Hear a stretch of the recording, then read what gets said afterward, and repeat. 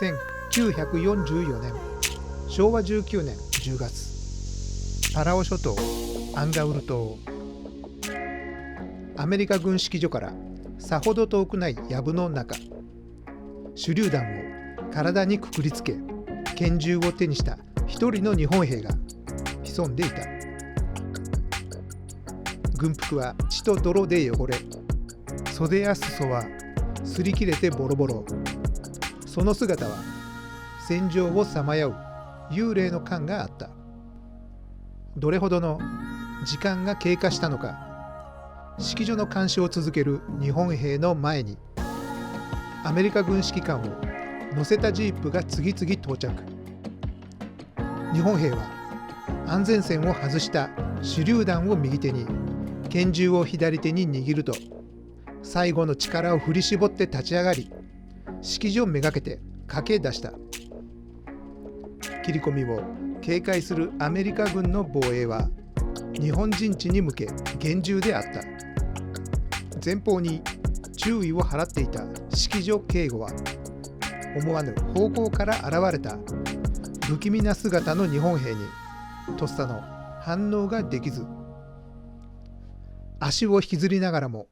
指揮所に迫る日本兵は手榴弾の信管を叩こうとした。刹那、一弾が頸部を貫き、日本兵は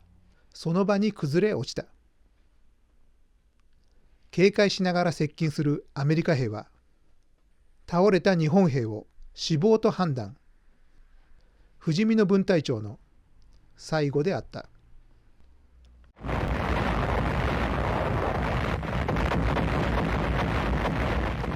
1944年9月6日、戦艦、巡洋艦、空母などミッチャー提督率いる約60隻の第38機動部隊がアンガウル島沖を埋め尽くした。間もなく始まった激しい艦砲射撃、爆撃機と艦載機の重爆撃は、艦隊が交代しながら連日続き、アンガウル島は島の形を変え、日本守備隊が苦心して構築した水際防御施設もほとんどが無効化された。9月15日、アンガウル島から北に11キロ、ペリリュー島にアメリカ軍が上陸。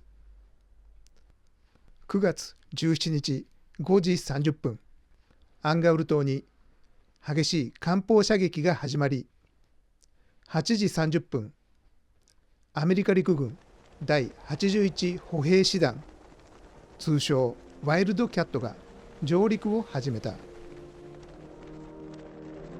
敵は2万1000、日本守備隊は1個大隊1250名、上陸戦力比は17倍に近かった。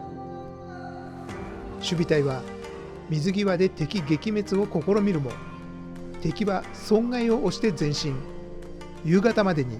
内陸への進出を許した。17日深夜、守備隊はあらゆる火砲と兵力を結集、夜襲を決行し、18日明け方には敵を海岸線に押し戻した。しかし日が昇り、視界が利くようになると、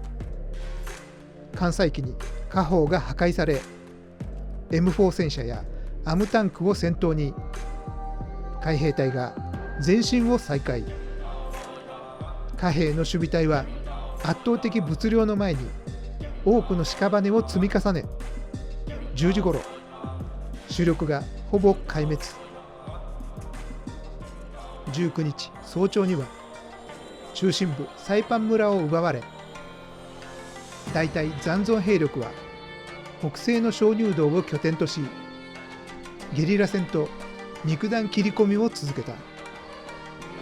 9月30日、守備隊は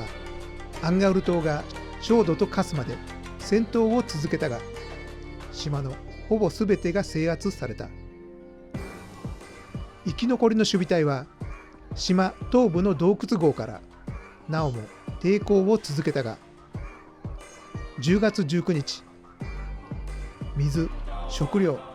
矢玉も尽きたアンガウル守備隊は最後の切り込みを行い玉砕。指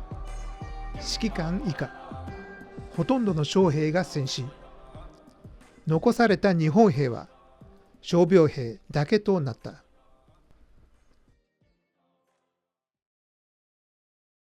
陸軍歩兵第14師団第59連隊第1大隊第1中隊敵弾頭部隊分隊長船坂博軍曹は9月17日アメリカ軍上陸初日、敵弾頭の刀身が真っ赤になるまで撃ち続け、水際で激闘。敵に流血を強いた。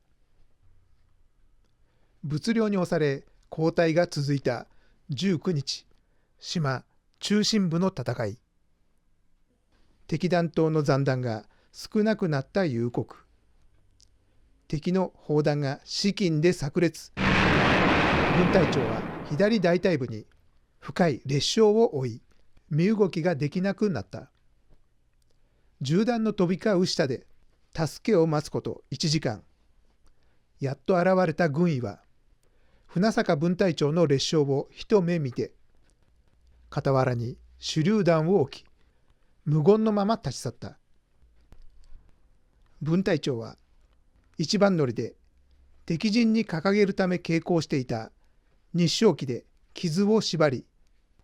夜通し張って大隊に合流。軍医の諦めた体で武器を取り、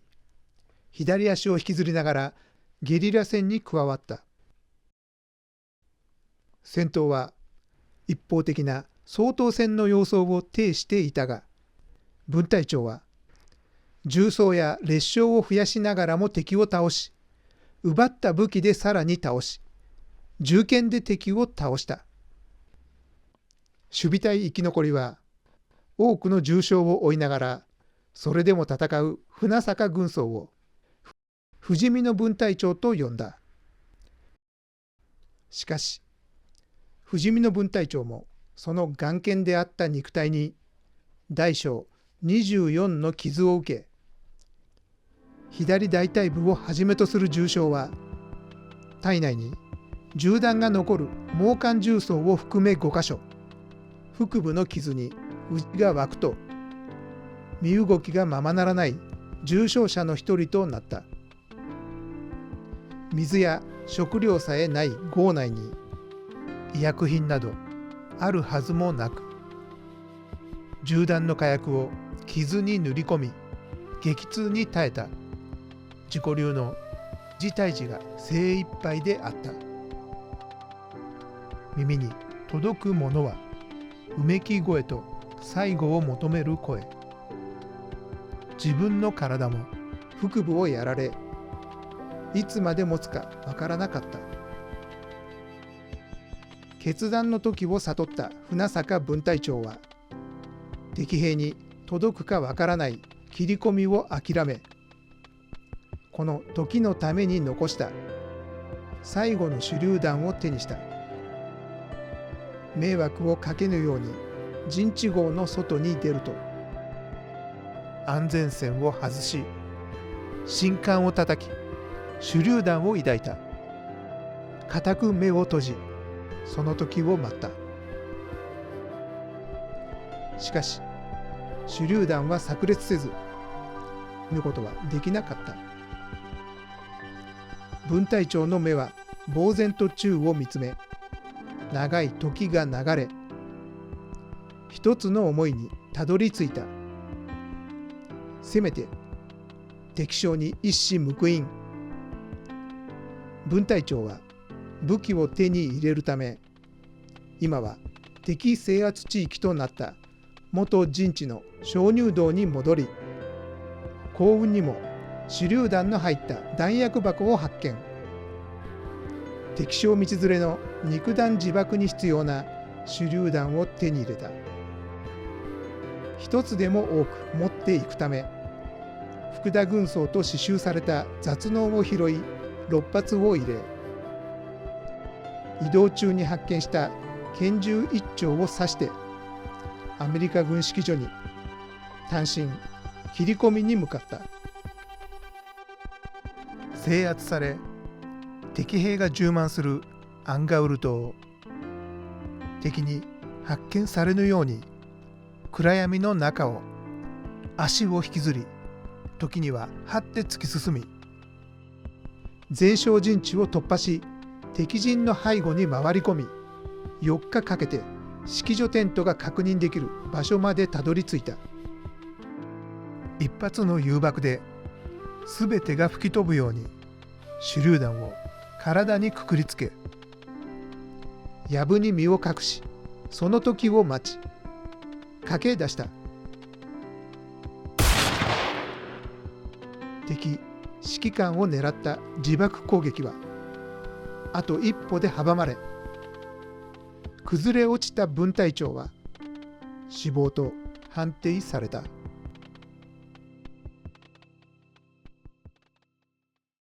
1944年10月14日、後方陣地司令部エリアの銃声に驚き、現場に急行した軍医は興奮した兵士たちから罵声を浴び、足蹴にされる日本兵を見た。日本兵は重い傷をいくつもまとい、これはダメだ直感させたが、弱々しく鼓動を続ける心臓、かすかな呼吸を確認した軍医は、これが腹切りだ。日本の侍だけができる勇敢な死に方だ。とつぶやきながら、手榴弾と拳銃を固く握った指を一本ずつ解きほどいた。憎悪の目で日本兵を囲んだアメリカ兵の中には、軍医の言葉が届いた兵士もいた。軍医はせめての思いで野戦病院に運び、軍医だけができる敬意を傷だらけの侍に払った。式所襲撃未遂から3日、アメリカ軍の野戦病院で船坂軍曹は目を覚ました。まだ生きている、それを情けと感じた軍曹は、生存が難しいと思われた体で荒れ狂い、病室を破壊。駆けつけた MP の銃口に胸を押し当て、撃て、殺せ、早く殺すんだと叫び、ベッドへ拘束された。アメリカ軍の間では、この勇敢な、あるいは無謀な日本軍曹が噂となった。その大半は、勇敢なる戦士としてのものであった。やがて尋問が始まると、雑能を見たアメリカ兵が軍曹福田と勘違い。船坂軍曹もその名をそのまま使用。本名と家名を守った。船坂軍曹はアンガウル日本守備隊の軍事情報を古代に偽り、囚われの重傷の身でできることをなし、銃殺となる日を待った。10月下旬、アメリカ軍は軍曹福田の体力が回復すると、赤いペンキで POW を背中に対処。送付書類に要注意人物と特筆し、ペリリューの捕虜収容所に送った。アメリカ軍のペリリュー上陸は、アンガウル上陸の2日前、9月15日。捕虜収容所は、ペリリュー上陸早々に投降した。統計軍府、軍属用に急遽作られたものであった。収容所から1キロほどの戦場では、今も戦闘が続いていた。ペリリューの日本兵は、連隊こそ違え、共に満州の大地を守った第14師団の戦友。空気を伝わる振動や激しい炸裂音は、軍曹をいたたまれない気持ちにさせた。収容所内には50人ほどの軽軍部軍属はいたが、日本兵の姿はなく、そのためか収容者は船坂軍曹の周りに集まり、アメリカ兵からの待遇、人として扱われず馬鹿にされていることを涙を浮かべ訴えてきた。しばらくすると、軍部軍属に囲まれた船坂軍曹のもとに、捕虜収容所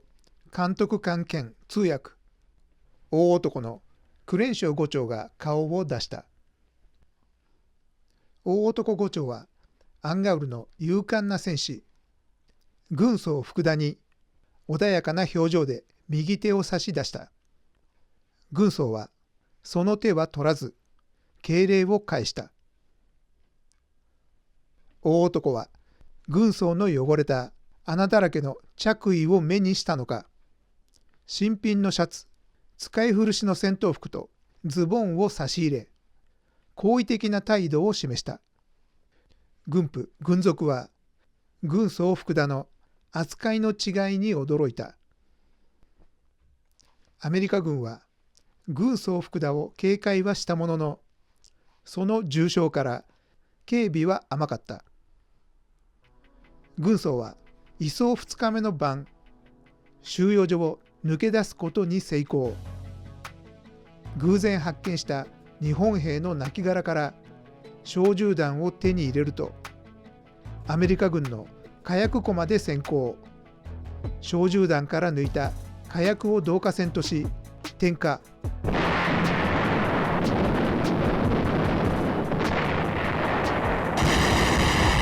アメリカ軍の火薬庫を大爆発させた。軍曹は誘爆を繰り返す火薬庫に背を向け、アメリカ軍の操縦を尻目に収容所に戻り、翌朝の点呼を済ませた。アメリカ軍は爆発原因を調査したが解明できず、後に原因不明で処理をした。火薬庫爆破翌日、移送3日目、軍曹は保証を打ち倒して銃を奪い、ペリリュー守備隊への合流を計画。その晩、背中の肉をえぐられながら鉄条網をかいくぐり、保証に忍び寄った。突如、背中から大男伍長のタックルを食らい、組み伏せられ、銃が突きつけられた。軍曹は覚悟を決めたが、伍長は引き金は引かず、生かされた命を大切にしろという諌めと、一晩の隔離だけで特別なお咎めもなく、翌朝には収容者のもとに返された。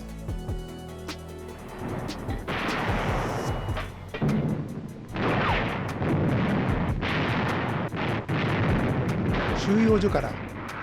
戦友が戦う方角に思いを馳せると、その間には拡張工事中の忌々しい飛行場が広がっていた。軍曹はその飛行場に並ぶ航空機の燃料タンクにマッチを投じ、火の海にしようと計画。最大の障害、クレンショー伍長の行動をさりげなく探り、アメリカ兵から大男の留守を聞き出した。軍曹はその晩、闇夜に紛れ、頭を横にして有刺鉄線の下に入り、臀部を抜くため上半身を起こした。そこには銃を構えたクレンショー伍長が立っていた。伍長は軍曹の心臓に銃を突きつけながら、以前同じルートで脱走を試みた日本兵捕虜が蜂の巣になったこと、有刺鉄線の先にはピアノ線のトラップがあることを教え、同僚から軍曹福田が自分を気にかけていたと聞いて直感。軍曹を死なせないために出先から急いで戻り、先回りした。死に急ぐな、日本のために生きろと諭し、上官への報告も行わず、また収容所に戻した。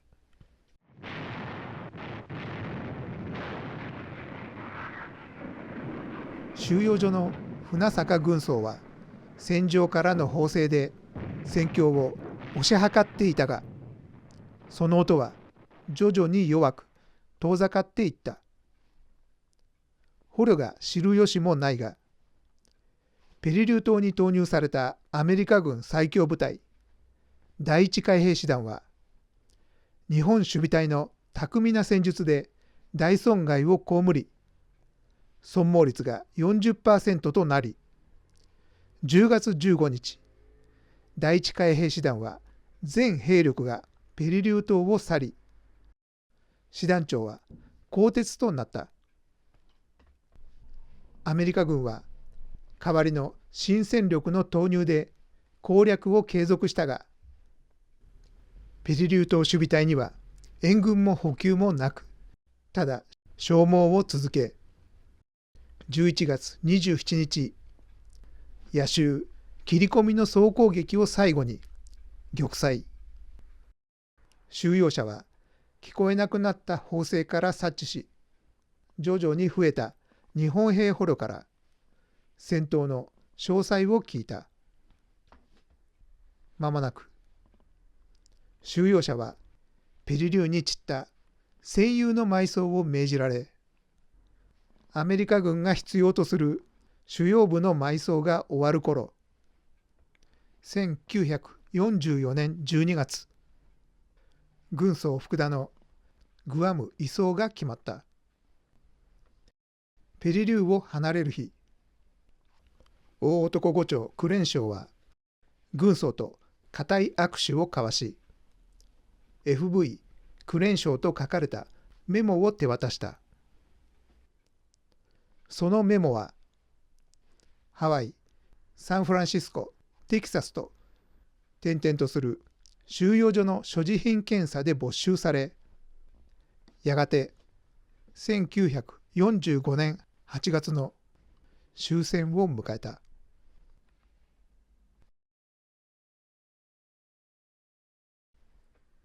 1946年1月、帰国。戦死草書陸軍作戦史2巻には、船坂軍曹は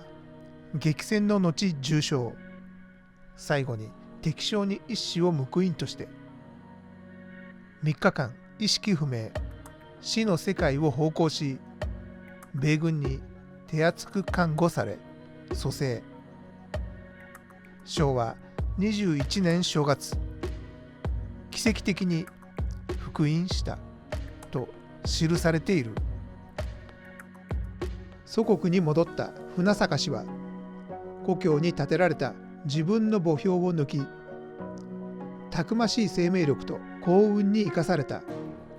帰ってきた戦死者としてなすべきことを考えた。船坂氏はアメリカの収容所を転々とする中で、資源の豊富さ、産業科学の発達を目の当たりにし、日本の文化と産業、科学の向上にささやかな貢献ができる一坪の本屋を渋谷駅前で始めた。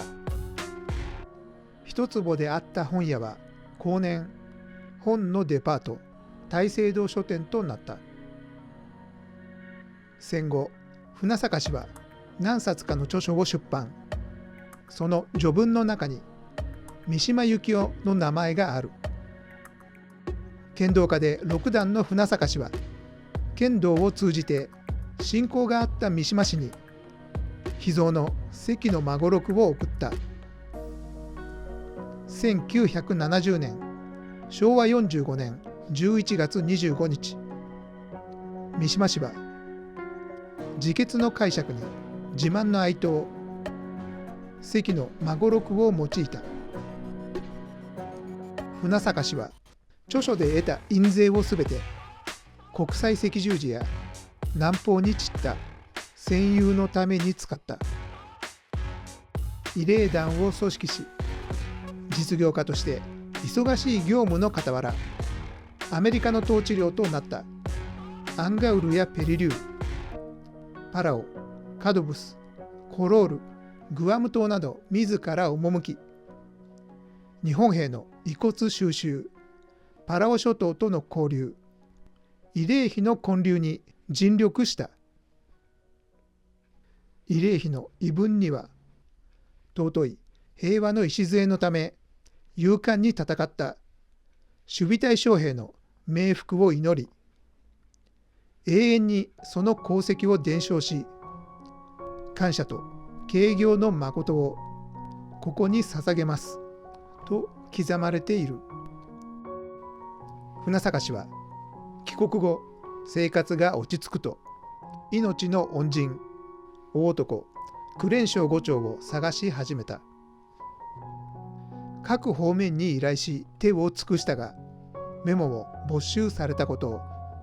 クレンショーのスペルを覚え間違えていたこと、軍曹福田の偽名で通したことで、クレンショー氏を見つけるのに20年を要し、多忙の2人の再会にはさらに5年を必要とした。1966年昭和41年4月、ペリリューで別れてから26年、戦時中は敵であった2人が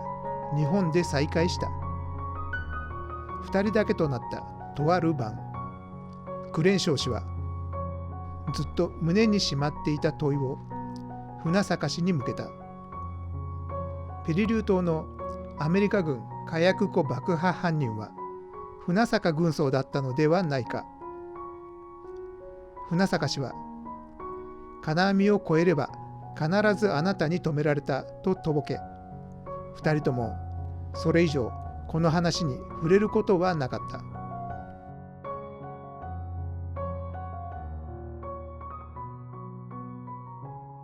再開から数年、大手運送会社の副社長であったクレンショー氏は、貿易会社大聖堂インターナショナルを設立。名前は大聖堂書店から取った。アンガウル島で従軍していた元アメリカ兵、マサチューセッツ大学教授ロバート・E・テイラー氏が船坂氏に送った手紙。